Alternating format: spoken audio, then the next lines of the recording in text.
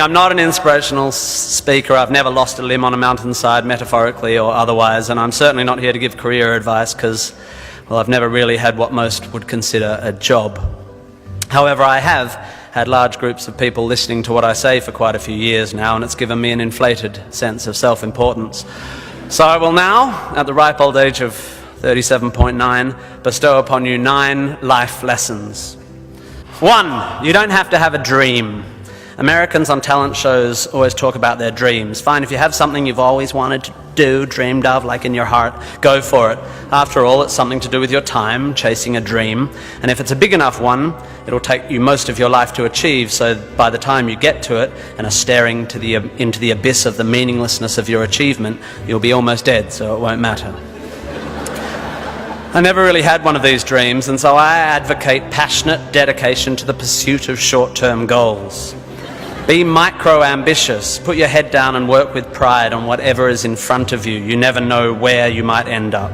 Just be aware the next worthy pursuit will probably appear in your periphery, which is why you should be careful of long-term dreams. If you focus too far in front of you, you won't see the shiny thing out the corner of your eye.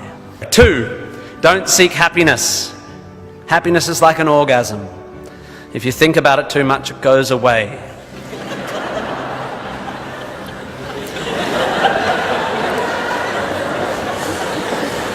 Keep busy and aim to make someone else happy, and you might find you get some as a side effect. We didn't evolve to be constantly content. Contented Homo erectus got eaten before passing on their genes. 3, remember, it's all luck. You are lucky to be here. You are incalculably lucky to be born. Understanding that you can't truly take credit for your successes, nor truly blame others for their failures, will humble you and make you more compassionate. Empathy is intuitive, but is also something you can work on intellectually.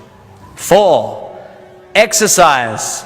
I'm sorry, you pasty, pale, smoking philosophy grads, arching your eyebrows into a Cartesian curve as you watch the human movement mob winding their way through the miniature traffic cones of their existence.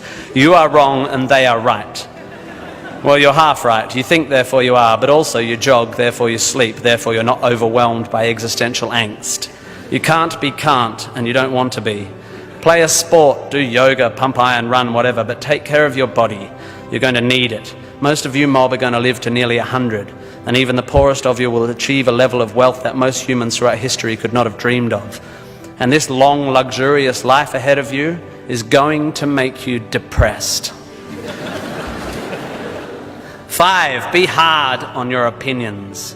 A famous bon mot asserts that opinions are like assholes, and that everyone has one. There is great wisdom in this, but I would add that opinions differ significantly from assholes, and that yours should be constantly and thoroughly examined.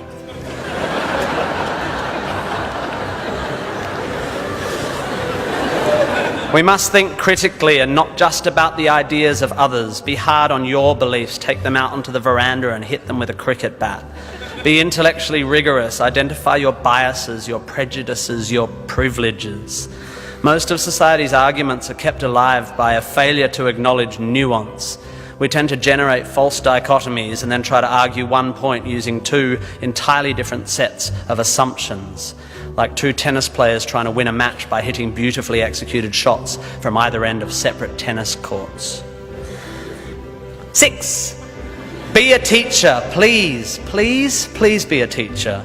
Teachers are the most admirable and important people in the world. You don't have to do it forever, but if you're in doubt about what to do, be an amazing teacher.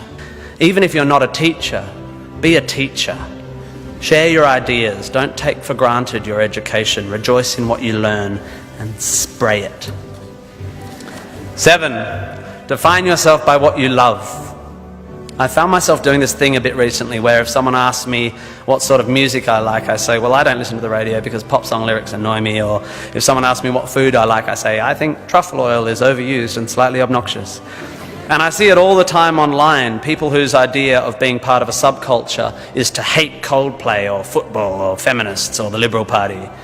We have a tendency to define ourselves in opposition to stuff. As a comedian, I make my living out of it. But try to also express your passion for things you love. Be demonstrative and generous in your praise of those you admire. Send thank you cards and give standing ovations. Be pro stuff, not just anti stuff. 8, respect people with less power than you.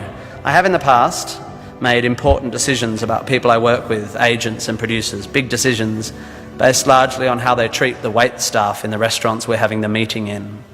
I don't care if you're the most powerful cat in the room, I will judge you on how you treat the least powerful. So there. 9, finally, don't rush.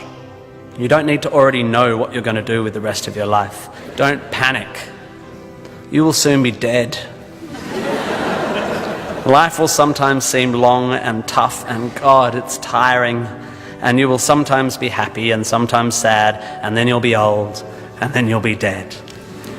There is only one sensible thing to do with this empty existence, and that is fill it. Not fill it, fill it.